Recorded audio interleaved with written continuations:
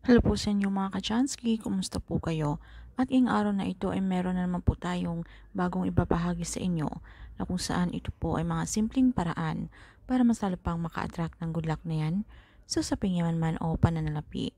So bago po natin simulan ang anumang ritual, ay nais ko lamang pong ipromote sa inyo mga ka-Chansky para po sa magustong umorder sa atin ng mga pampaswerte.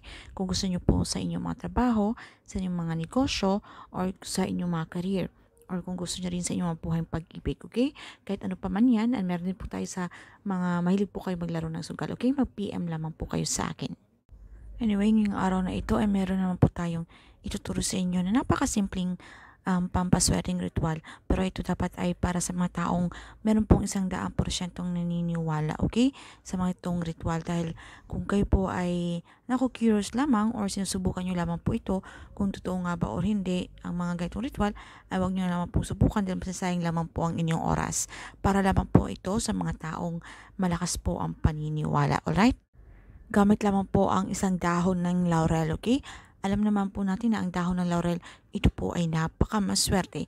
Ito po ay subok na at noong unang panahon po ito ginagamit ng ating mga kanunuan, okay? Hanggang sa ngayon, ito po ay maraming nagpapatunay na ito po talaga ay talagang napakamaswerte, okay? Sa mundo ng mahika. So, ang gagawin lamang natin kung kayo po ay may mga problema sa mga usaping pang financial, or especially po kung kayo po ay mahiling maglaro ng sugal, okay? Ito po ay mainam na pampaswerte. So, gawin nyo lamang po ito bago kayo matulog. Maghanap kayo ng parte sa inyong pamamahay na kung saan kayo po ay komportable na wala pong mga distraction para tayo po ay makapag-focus. So, aside po sa dahon ng laurel, kailangan din po natin dito ng olive oil, okay? Ano mang brand na meron po kayo, wala pong problema. So, kung wala po kayong olive oil mga ka-Chansky, kung mas mainam kung meron po kayong mga money magnet oil, okay? So, kung wala lang pong money magnet oil, alin po sa dalawa, ay pwede nyo pong gamitin, okay? Ito po ay mabisa, okay? Mas lalo pang bibisa yung ating dahon ng laurel. So, ang gagawin lamang natin mga ka-Chansky ay magsulat lamang po kayo nitong ating napakamaswerteng numero. Ito po ay 520, okay? Isulat nyo lamang po iyan sa dahon ng laurel. Alam niyo ba na ang 520 sa Latin word, ito po ay, ibig sabihin nito ay pera. Agarang swerte sa pera ang darating sa inyo. So, ang gagawin lamang natin pagkatapos yung isulat ang 520 ay kumuha po tayo ng katamtaman pong dami ng oil.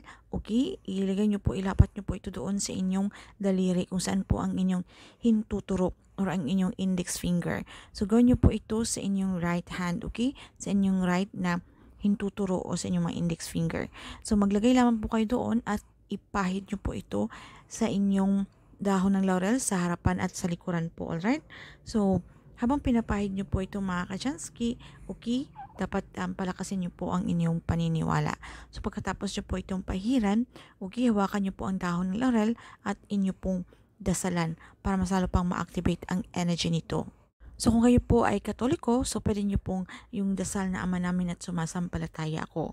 Pero kung hindi nyo naman po kabisado or kung iba po ang inyong reliyon, wala pong problema. Pwede nyo pong banggitin or sambitin ang inyong mga sariling dasal or mga personal na dasal, okay? Pagkatapos yung dasalan, ay sambitin nyo na po ang inyong intensyon na kung ano man po ang inyong mga problema sa usaping pang pinansyal, sa usaping pananalapi ay lahat po ay sambitin nyo po, okay?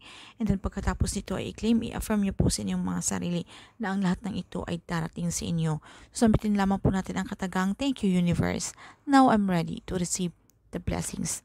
So pagkatapos ito mga ka-Chansky ay ilagay nyo po ito sa isang sisidlan kung saan meron po tayong red pouch, okay? Kung wala po kayong mga red pouch or kung meron po kayong mga pulang tela, alright? So pwede nyo po itong tahiin sa bawat gilid at ilagay nyo po ito sa loob yung inyong dahon ng laurel. So pwede nyo po itong samahan mga ka-Chansky ng cotton, okay? Isang cotton, ilagay nyo po ito doon.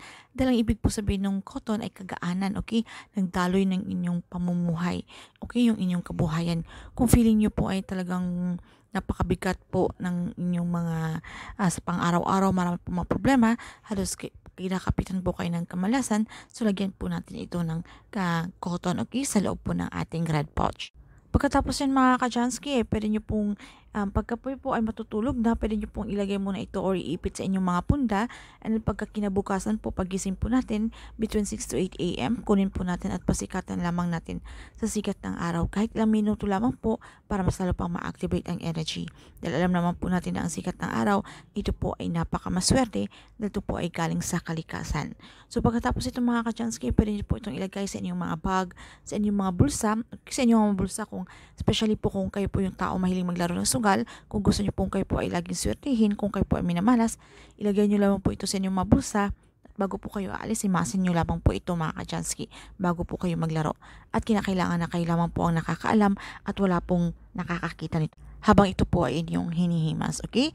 At ganoon din po kung meron po kayong mga mahalagang lakad na especially po na may kinalaman po or mga transaksyon sa usaping pananalapi o sa pera, dalhin nyo lamang po ito at inyo po itong himasin mga ka-Chansky para ito po yung musisilbi yung good luck, lucky charm, okay? Para maging successful po ang anumang lakad.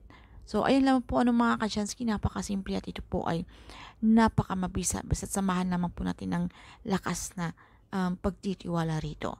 So, kung meron po kayong mga katanungan o hindi masyadong klaro sa topic na to, ay paki-comment na lamang po sa ibaba.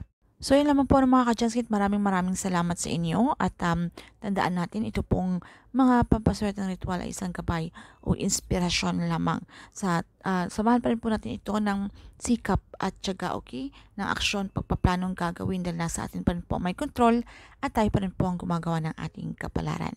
So, sabi nga nila, nasa ating kamay ang tagumpay mga ka-Chansky. So, yun lamang po maraming salamat, okay? Sa inyong walang sawang pagsuporta dito sa ating channel. I need to say bye now. Keep safe everyone. Bye mga ka-Chansky.